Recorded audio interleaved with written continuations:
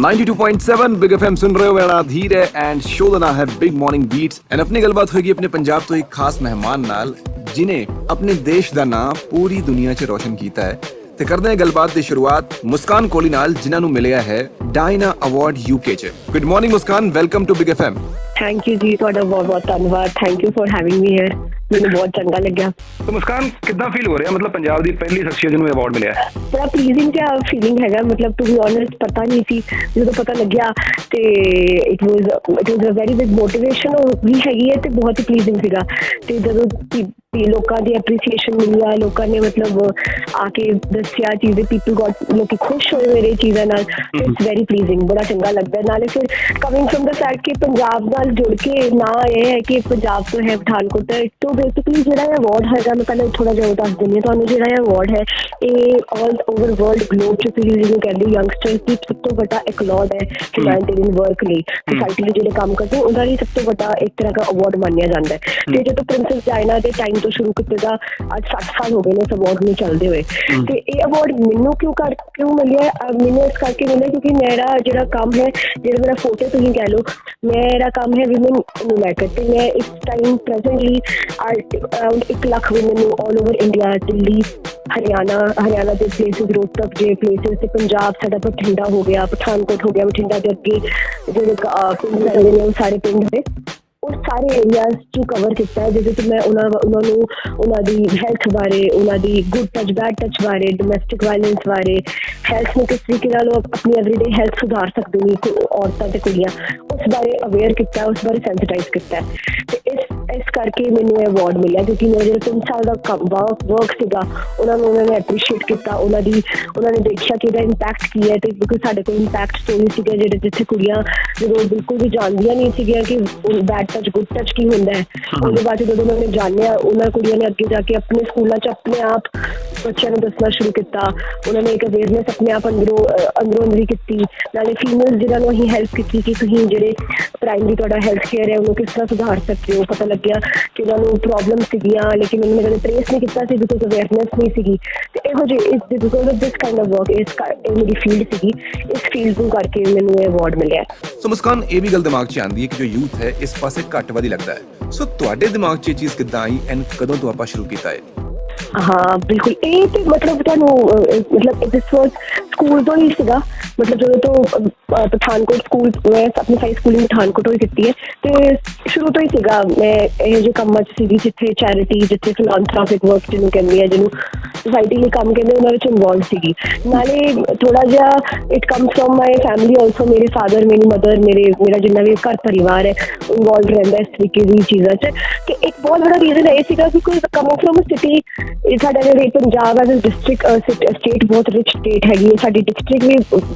Obviously grow ਕਰ ਰਹੀ ਹੈ, ਬਟ ਆਲਵੇਜ਼ ਦੇਖਾ ਗਿਆ, ਮੈਨੂੰ ਪਤਾ ਲੱਗਿਆ ਕਿ ਅਸੀਂ ਕਿੰਨੇ ਪ੍ਰਿਵਿਲੇਜ, ਮੈਂ ਆਈ ਕਮ ਫਰੋਮ ਅ ਫੈਮਿਲੀ ਜਿੱਥੇ ਕੋਈ ਰੋਕ ਟੋਕ ਨਹੀਂ, ਜਿੱਥੇ ਕਿਸੇ ਨੇ ਕਦੇ ਕੁਛ ਕਿਹਾ ਨਹੀਂ ਮੈਨੂੰ। ਬਟ ਫਿਰ ਮੈਨੂੰ ਜਦੋਂ ਕਈ ਕੰਮ ਕਰਨ ਲੱਗੇ ਤਾਂ ਪਤਾ ਲੱਗਿਆ ਕਿ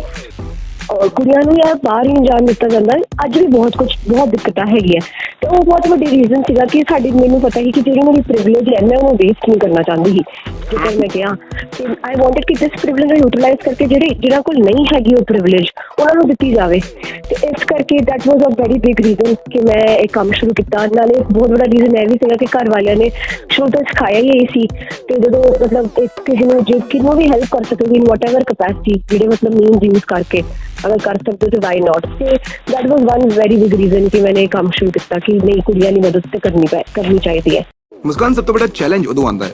ਜਦੋਂ ਆਪਾਂ ਕੋਈ ਵਧੀਆ ਕੰਮ ਕਰਨ ਜਾਂਦੇ ਆ ਐਂਡ ਲੋਕ ਸਾਨੂੰ ਸਮਝਦੇ ਕਿ ਯਾਰ ਕਿਤੇ ਨਾ ਕਿਤੇ ਇਹ ਆਪਣੇ ਫਾਇਦੇ ਲਈ ਆਏ ਹੋਣੇ ਜਾਂ ਫਿਰ ਠੱਗਣ ਆਏ ਹੋਣੇ, ਕਿਉਂਕਿ ਬਹੁਤ ਸਾਰੇ ਐਕਸਪੀਰੀਅੰਸ ਉਹਨਾਂ ਨੂੰ ਹੋ ਚੁੱਕੇ ਹੁੰਦੇ ਨੇ, ਉਹ ਦੇਖ ਚੁੱਕੇ ਹੁੰਦੇ ਨੇ। ਸੋ ਤੁਸੀਂ ਇਸ ਚੀਜ਼ ਨੂੰ ਕਿੱਦਾਂ ਮੈਨੇਜ ਕਰਦੇ ਹੋ? ਬਹੁਤ ਵਧੀਆ ਗੱਲ ਹੈ ਜਿਹੜੀ ਤੁਸੀਂ ਪੁੱਛੀ ਹੈ, ਬਿਕੋਜ਼ ਲੋਕਾਂ ਨੂੰ ਲੱਗਦਾ ਜਦੋਂ ਸੋਸ਼ਲ ਵਰਕ ਕਰਨ ਜਾਈਏ ਤੇ ਲੋਕਾਂ ਨੇ ਖੁਸ਼ੀ ਹੋਣਾ ਕਿ ਕੋਈ ਨਹੀਂ ਸਾਡੀ ਸਹਾਇਤਾ, ਸਾਡੀ ਮਦਦ ਕਰਨ ਆ ਗਏ ਨੇ। ਬਟ ਬਿਲਕੁਲ ਇਹ ਗੱਲ ਹੈ, ਲੋਕਾਂ ਫਸਟ ਅੱਜ ਕੱਲ੍ਹ ਦੀ ਇਮੇਜ ਵਿੱਚ ਵੀ ਜਿਸ ਤਰ੍ਹਾਂ ਦੀ ਸੋਸਾਇਟੀ ਅਸੀਂ ਦੇਖੇ ਕਰਨੇ, ਲੋਕਾਂ ਦੀ ਇਮੇਜ ਇਹ ਹੈ ਕਿ ਕੋਈ ਵੀ ਆਪਣਾ ਕੰਮ ਕਰੇਗਾ ਤੇ ਆਪਣੇ ਮਤਲਬ ਲਈ ਕਰਦਾ ਹੋਣਾ। ਮੈਨੂੰ ਅੱਜ ਵੀ ਯਾਦ ਹੈ ਕਿ ਮਤਲਬ ਇਹੋ ਜਿਹੀ ਵੀ ਸਿਟੀਜ਼, ਬਟ ਇਹੋ ਜਿਹੀ ਵੀ ਪਲੇਸਿਸ ਦੇਖੀਆਂ ਨੇ, ਪਿੰਡ ਦੇਖੇ ਨੇ ਜਿੱਥੇ ਆਪਾਂ ਜਾਣਾ ਤੇ ਕਹਿਣਾ ਕਿ ਅਸੀਂ ਤੁਹਾਡੇ ਲਈ ਆਏ ਹਾਂ ਤੇ ਉਹਨਾਂ ਨੇ ਮੰਨਣਾ ਹੀ ਨਹੀਂ, ਉਹਨਾਂ ਨੇ ਦਰਵਾਜ਼ੇ ਮੂੰਹ ਤੇ ਬੰਦ ਕਰਦੇ ਨੇ ਜਾਂ ਗੱਲ ਹੀ ਨਹੀਂ ਕਰਨੀ ਸਾਡੇ ਨਾਲ। ਮੈਂ ਉੱਤਰਾਖੰਡ देहरादून काम किया ਸੀ ਤੇ ਉੱਥੇ ਤੇ ਮੇਰੇ मतलब समान ਸੀਗਾ ਮੇਰੇ ਕੋਲ ਚੀਜ਼ਾਂ ਸੀਗੀਆਂ ਤੇ ਲੋਕੀ ਸਮਾਨ ਲੈ ਕੇ ਭੱਜ ਗਏ ਉਹਨਾਂ ਨੇ ਗੱਲ ਹੀ ਨਹੀਂ ਸੁਣੀ ਹਾਂਜੀ ਜੀ ਉਹਨਾਂ ਨੇ ਗੱਲ ਹੀ ਨਹੀਂ ਸੁਣੀ ਬਲਕਿ ਇੱਕ ਤਰੀਕੇ ਦੀ ਸਨੈਚਿੰਗ ਵੀ ਹੋਈ ਕਿ ਉਹਨਾਂ ਨੂੰ ਲੱਗਿਆ ਕਿ ਪਤਾ ਨਹੀਂ ਇਹ ਕੁੜੀ ਆਏਗੀ ਜੇ ਗੱਲ ਕਰਕੇ ਨਾ ਚੱਲ ਜਾਏ ਸਾਨੂੰ ਸਮਾਨ ਨਾ ਦੇਵੇ ਟਰਸਟ ਨਹੀਂ ਹੈ फेथ नहीं है हो सकता है कुछ ऐसी भी ऑर्गेनाइजेशन या लोग आए जिन्होंने किया कि वो समान देंगे नहीं देंगे उन्होंने अपने एक्सपीरियंसिस होंगे तो इस करके यहो जी दिक्कतें आती रहेंगी इवन मैं तो जिस इस करके नहीं कि स्लम एरिया या बैकवर्ड एरिया ताई होंगे ईवन तुम जो अर्बन एरियाज च भी जाओ जो आप अर्बन एरियाज च कोई अवेयरनेस सैशन करने लई या आप एक डिस्कशन नहीं बैठने तो उधर भी एक तरह की लिमिटेशन आती है वो कहते हैं कि बाय कि करना है आप की करना है कि मदद करके दुनिया अपनी अपना काम देखती है बट वो थॉट प्रोसेस आता है कि तुम किस तरीके सोसाइटी में देखते हो कुछ लोग देखते उस तरीके सोसाइटी में है कि अं साडा काम फलदा होए तो फलदा रहे कुछ लोग देखते हैं कि सब सारे इकट्ठे लैके चलना है तो दिस ये सारी प्रॉब्लम्स तो आती आई है बट वही है कि इवेंचुअली जो तुम कॉन्टीन्यूअसली वर्क करो तो जोड़े बंदे ने जेन्युइनली जो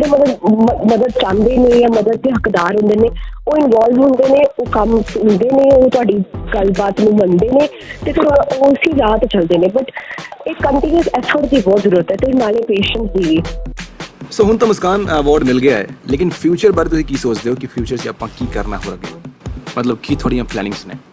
जी फ्यूचर भी सब तो पहला फ्यूचर का प्लान ये है क्योंकि प्रेजेंट भी अज इस टाइम में दिल्ली काम करेंगे ने दिल्ली ऑल ओवर आप दिल्ली काम एक प्रोजेक्ट करे जिसका नाम जोश है वो प्रोजेक्ट बेसिकली डील करता है जो अपना पोटेंशियल टारगेटेड यूथ यंग मुंडे है ये पोटेंशियल क्रिमिनल या टारगेटेड यूथ है उन्होंने इनवॉल्व करता है स्पोर्ट्स को योगा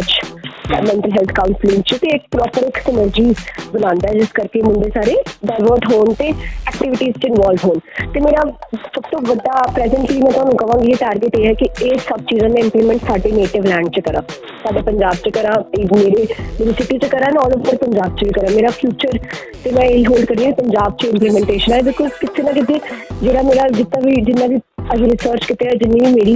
कहते ना जिसनों मैं तुहानूं किस तरह कहां कि जो मैं उठी हाँ तो बहुत बड़ा रीजन है भी है कि साडी स्टेट मेरा रीजन इस तरह का है कि सानूं हमेशा तो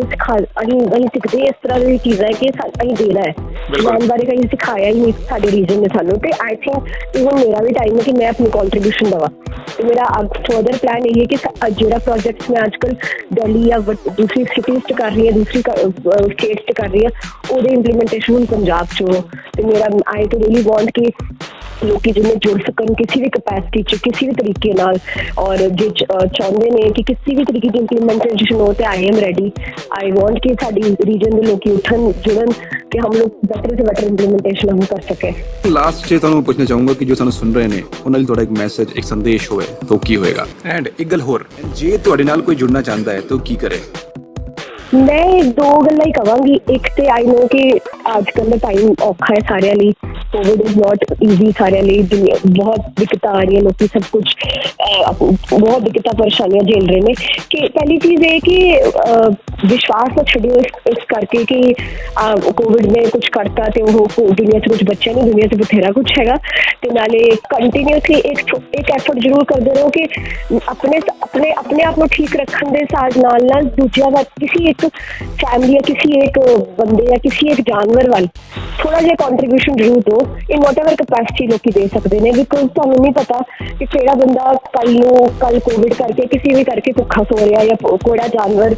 एक हफ्ते तो रोटी नहीं खा रहा किसी भी तरीके कोई भी ह्यूमैनिटेरियन वर्क से कोई भी किसी भी लेवल से इन्वॉल्व हो सकता है तो प्लीज़ होए तो दूसरी गल ये कि पॉजिटिव रहे कोई दिक्कत नहीं है अज की दिक्कत कल यही दिक्कत शायद तुहाडे लिए एक्सपीरियंस बन जाए तुम लाइफ में बेटर इंजॉय करो तो पॉजिटिव आउटलुक जरूर रखो तो एक ह्यूमैनिटेरियन इंक्लिनेशन जिन्होंने कहते हैं सोसाइटी वाल जितना जो दान जितना दिल नाल दे सकते हो जरूर दो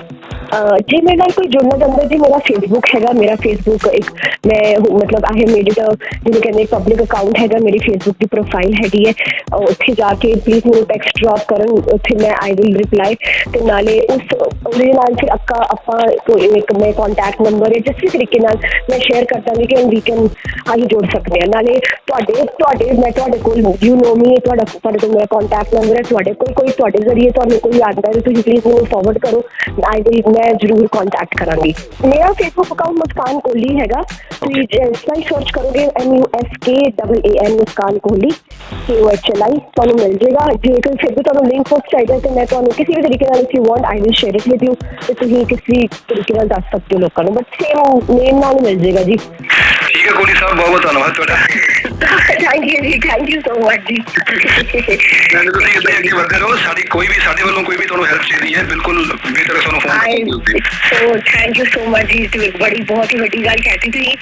ਮੈਂ ਉਹੀ ਕਹਿ ਰਹੀ ਹਾਂ ਜਿੰਨੇ ਲੋਕੀ ਜੁੜਨਗੇ ਉਨੀ ਜਲਦੀ ਹੀ ਬਦਲਾਵ ਲੈ ਕੇ ਆਵਾਂਗੇ। ਬਿਲਕੁਲ ਬਿਲਕੁਲ, thank you so much for talking, thank you so much ਜੀ, ਟੇਕ ਕੇਅਰ ਜੀ। ਸੋ ਇਹ ਸੀਗੇ ਮੁਸਕਾਨ ਕੋਹਲੀ ਜਿਨ੍ਹਾਂ ਨੂੰ ਡਾਇਨਾ ਅਵਾਰਡ ਮਿਲਿਆ ਐਂਡ ਸਾਡੇ ਸਾਰੇ ਜੋ ਯੰਗਸਟਰਸ ਨੇ ਉਹਨਾਂ ਲਈ ਇੱਕ ਇਨਸਪੀਰੇਸ਼ਨ ਨੇ। ਇਹਨਾਂ ਤੋਂ ਬਹੁਤ ਕੁਝ ਸਿੱਖਣ ਵਾਲੀ ਚੀਜ਼ ਹੈ ਐਂਡ ਆਪਾਂ ਨੂੰ ਸਿੱਖ ਕੇ ਇਹਨਾਂ ਤੋਂ ਅੱਗੇ ਵਧਣਾ ਚਾਹੀਦਾ ਹੈ। ਫਿਲਹਾਲ ਤੁਹਾਡੇ ਲਈ ਕਰ ਰਹੇ ਹਾਂ ਪਲੇ, ਮੈਂ ਕੁਝ ਹਿੱਟ ਵਾਲੇ ਗਾਣੇ ਕਰੋ enjoy only on big FM। ਕਰਦੇ ਗੱਲਬਾਤ ਗਾਣੇ ਤੋਂ ਬਾਅਦ ਮੈਂ ਹਧੀਰ ਸੁਣ ਰਹੇ ਹੋ 92.7 ਬਿਗ FM, ਸਟੇ ਟਿਊਨਡ।